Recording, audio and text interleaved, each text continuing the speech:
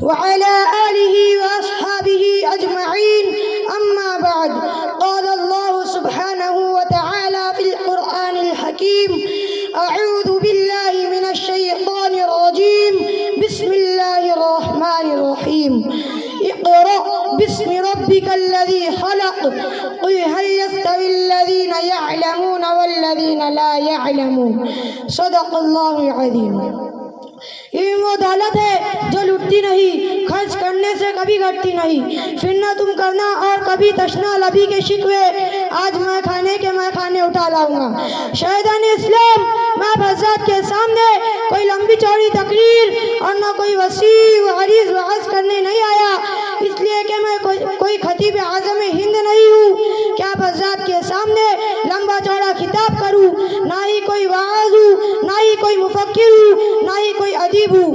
میں صرف آپ حضرات کے سامنے علم دین کے موضوع پر کچھ گفتگو کرنے جا رہا ہوں. میں پوری کوشش کروں گا کہ کوئی گوشہ باقی نہ رہے. امید ہے کہ آپ سنجیدگی و متانت کے ساتھ سماعت فرمائیں گے. آپ حضرات نے علم دین کی فضیلت و اہمیت کو بہت ساری کتابوں میں پڑھا ہوگا، بہت سارے دانشوروں سے سنا ہوگا، بہت سارے آدمیوں سے سنا ہوگا، بہت سارے مقرروں سے بھی سنا ہوگا. میں بھی روبرو اسی عنوان پر گفتگو کرنے جا رہا ہوں.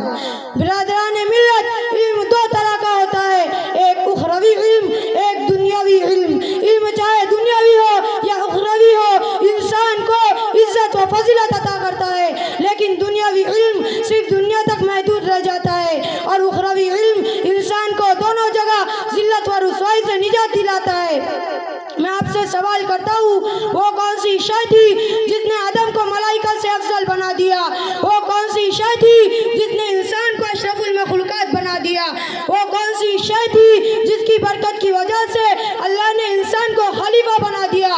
وہ کون سی شے تھی جس کی فضیلت کی بنا پر رب کائنات نے انسان کو نائب بنا دیا؟ وہ علم کی دولت ہے. جب رب دو جہاں نے قرآن کا نزول فرمایا تو سب سے پہلے وہ آیت قرآن میں نازل فرمائی جس کا تعلق علم سے ہے، یعنی اقرأ بسم ربک الذی خلق. اسلام کے پاس باندھو اخروی علوم کی فضیلت و اہمیت آیت قرآنیہ و احادیث نبویہ میں بکثرت وارد ہوئی ہے.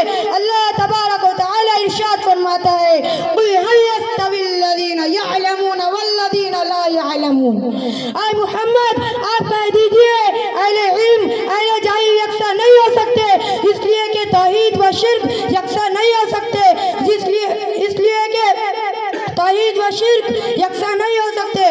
جس طرح رفاقت و عداوت برابر نہیں ہو سکتے، جس طرح حق و باطل یکساں نہیں ہو سکتے، جس طرح نور و ظلمت ایک جگہ جمع نہیں ہو سکتے، اس لیے کہ توحید کی ضد شرک ہے، رفاقت کی ضد عداوت ہے، اور حق کی ضد باطل ہے.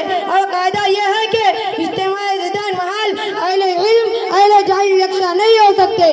ایک حدیث شریف میں محسن انسانیت صلی اللہ علیہ وسلم کی ارشاد گرامی ہے: فضل العالم على العابد كفضل القمر ليلة البدر على سائر الكوكب. عالم کی فضیلت عابد پر ایسی ہے جیسی کہ چودھویں کے رات کی چاند کی فضیلت تمام ستاروں پر. حضرت عبداللہ بن عباس فرماتے ہیں کہ دوسرے مومنوں کے مقابلے میں اہل علم کے 700 درجات زیادہ ہوں گے، اور ہر درجوں کے درمیان کی مسافت 500 برس کے مسافت کے برابر ہوں گی. برادران اسلام، لیکن اس کے باوجود مسلمانوں کا حال یہ ہے کہ اپنے چھوٹے چھوٹے بچوں کو دینی تعلیمات سے دور رکھتے ہیں اور اپنے کمسن و معصوم بچوں کو افرنگی تعلیمات دیتے ہیں. یہ صرف شیطان کا فریب ہے. وہ شیطان مردود جس نے عہد کر دیا بنی آدم کو جہنم میں پہنچاؤں گا، وہ شیطان مردود جو ہمارے دین و اسلام کا دشمن ہے، وہ شیطان جو ہمارے معاشرت کا دشمن ہے، وہ شیطان جو ہمارے کردار کا دشمن ہے، وہ شیطان جو ہمارے ایمان و اخلاق کا دشمن ہے. یہ شیطان ہمارا ازلی دشمن ہے. ہمیں اپنے خوبصورت و رنگین جال میں پھنسا کر ہمیں تعلیمات اسلامیات سے دور کرنا چاہتا ہے. یاد رکھیں، اگر ہم اپنے کمسن و معصوم بچوں کے خواہ ہیں تو انہیں عالم دین بنائیے، اس لیے کہ محسن کائنات صلی اللہ علیہ وسلم کی ارشاد گرامی ہے: یستغفر للعالم ما فی السماوات والارض. زمین و آسمان میں جتنی اشیاء ہے وہ سب عالم کے لیے مغفرت مغفرت کی دعا کرتی ہے، عالم کے لیے ملائکہ مغفرت کی دعا کرتے ہیں، عالم کے لیے جنات بھی دعا کرتے ہیں، عالم کے لیے کیڑے مکوڑے بھی دعا کرتے ہیں، عالم کے لیے سمندر کی مچھلیاں بھی دعا کرتی ہے، عالم کے لیے زمین و آسمان بھی دعا کرتے ہیں۔ اس کے باوجود مسلمانوں کا حال یہ ہے کہ اپنے بچوں کو تعلیمات اسلامیہ سے دور رکھتے ہیں اور تعلیمات اسلامیہ سے دور رکھتے ہیں۔